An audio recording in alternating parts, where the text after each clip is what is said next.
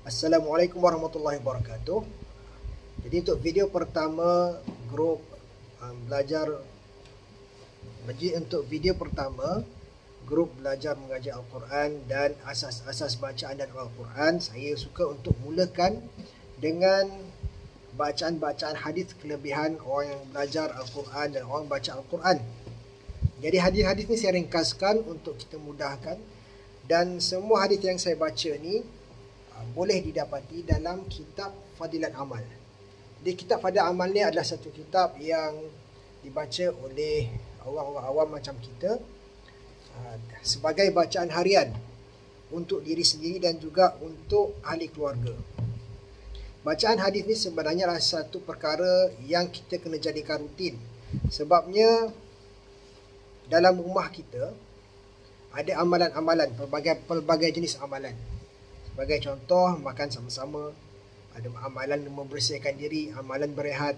Ini semua adalah amalan-amalan yang kita buat hari-hari.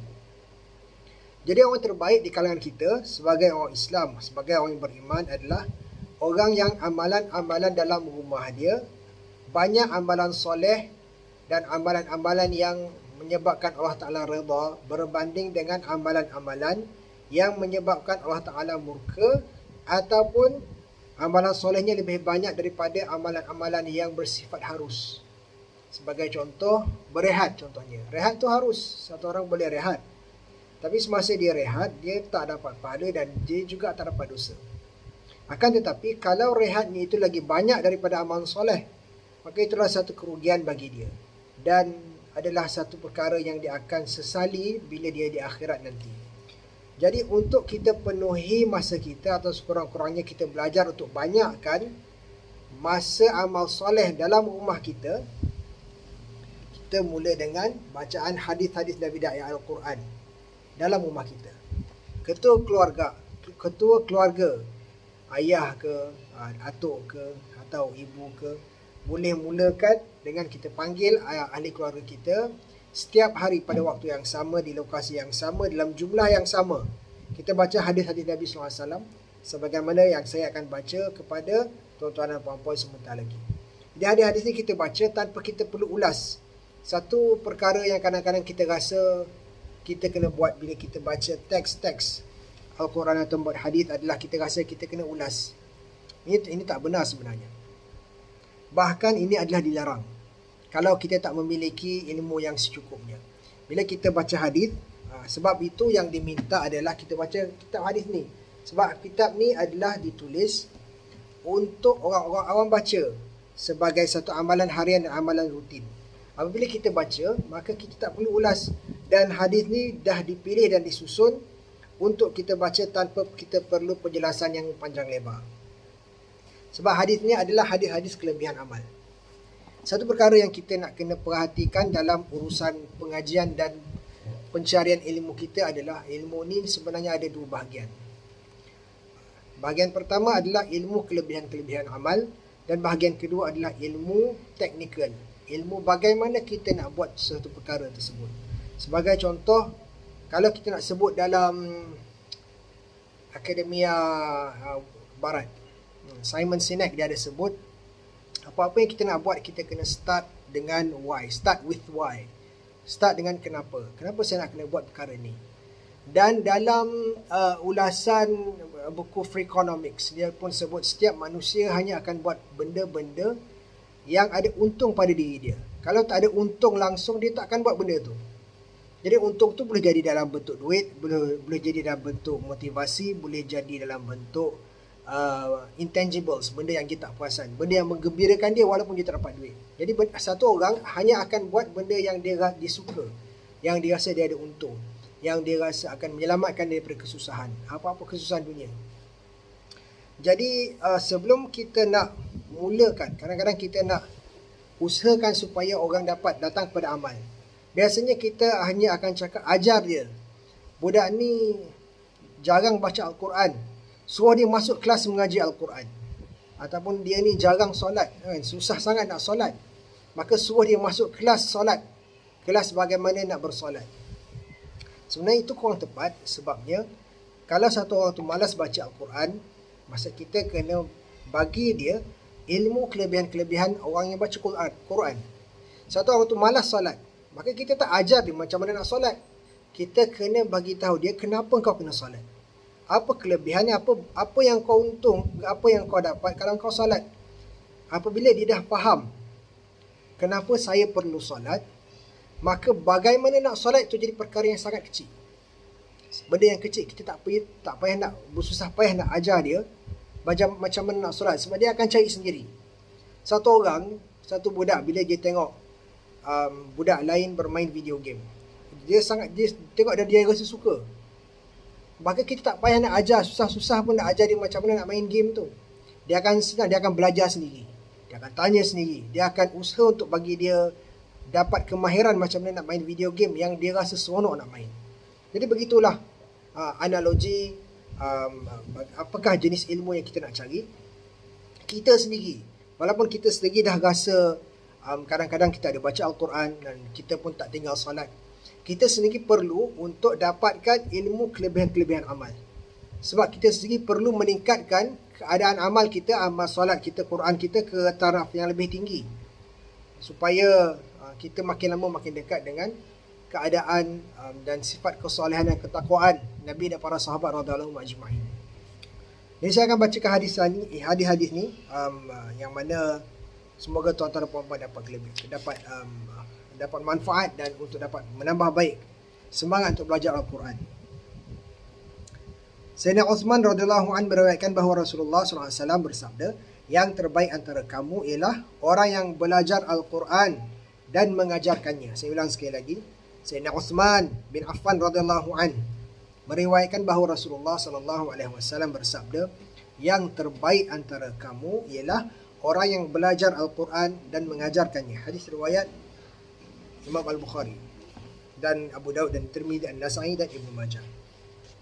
Ini huraiannya agak panjang. Pendeknya, kalau kita kata siapa yang terbaik antara kita, kita akan sebut nilai-nilai keduniaan. Orang yang kaya, orang yang handsome, orang yang berpangkat, berjawatan, berpengaruh. Akan tetapi Nabi SAW bagi tahu siapa yang terbaik antara kita. Siapa yang terbaik antara kita adalah orang yang sama ada dia belajar Al-Quran ataupun dia mengajarkannya. Jadi mudah-mudahan saya dan tuan-tuan dapat semangat bila kita dengar siapakah orang yang Nabi SAW recommend. Orang recommend siapa yang baik adalah orang yang belajar atau mengajar Al-Quran.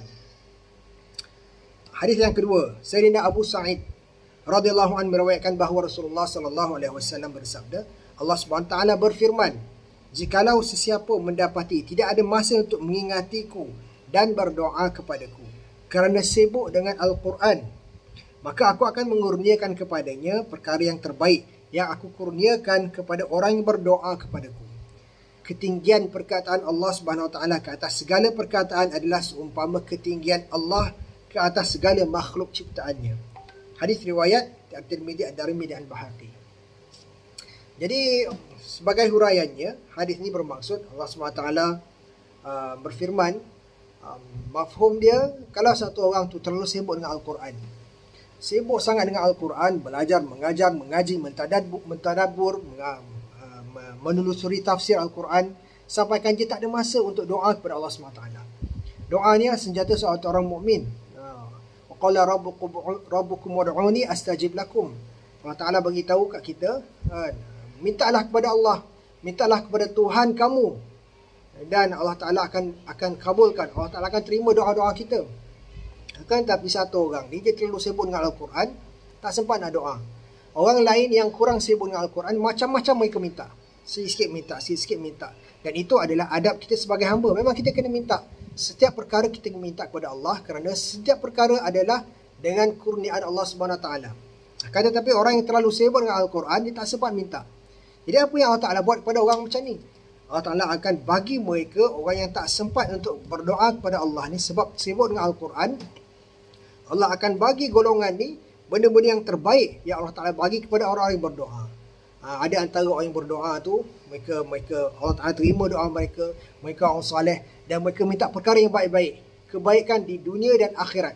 Rabbana atina fid dunya hasanah wa fil akhirati hasanah wa qina adzabannar. Jadi Allah Ta'ala bagi mereka baik, kat dunia lagi dah baik. Allah Ta'ala bagi keberkatan, Allah Ta'ala bagi rahmat, dan ke akhirat pula Allah Ta'ala bagi perkara-perkara yang terbaik. pengampunan dari dosa, hisab yang kurang, nanti ada hisab. Allah Ta'ala mudahkan mereka masuk syurga, Allah Ta'ala angkat azab daripada mereka.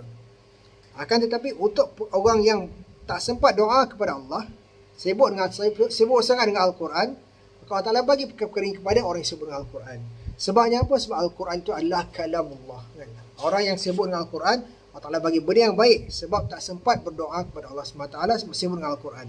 Akan tetapi kalau kita tak sempat doa sebab sibuk dengan benda lain, nanti tak termasuklah ya tuan-tuan dan puan. Sayyidatina Aisyah radhiyallahu anha meriwayatkan bahawa Rasulullah sallallahu alaihi wasallam bersabda, seseorang yang ahli dalam Al-Quran akan berada bersama para malaikat pencatat yang mulia dan jujur. Seseorang yang membaca Al-Quran dengan tersekat-sekat dan bersusah payah untuk membacanya akan mendapat 2 ganjaran. Hadis riwayat Al-Bukhari, Muslim, Abu Daud, At-Tirmidzi dan Ibnu Majah.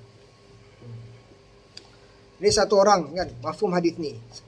Satu orang yang ahli Al-Quran, dia mahir membaca Al-Quran, dia rajin membaca Al-Quran. Ini semua termasuk dalam definisi ahli Al-Quran. Orang yang selalu bersama Al-Quran, tak kira sebagai seorang pelajar, seorang peramal, seorang yang selalu membaca, maka dia dah seakan-akan dia masuk kategori dia akan bersama para malaikat pencatat yang mulia dan jujur.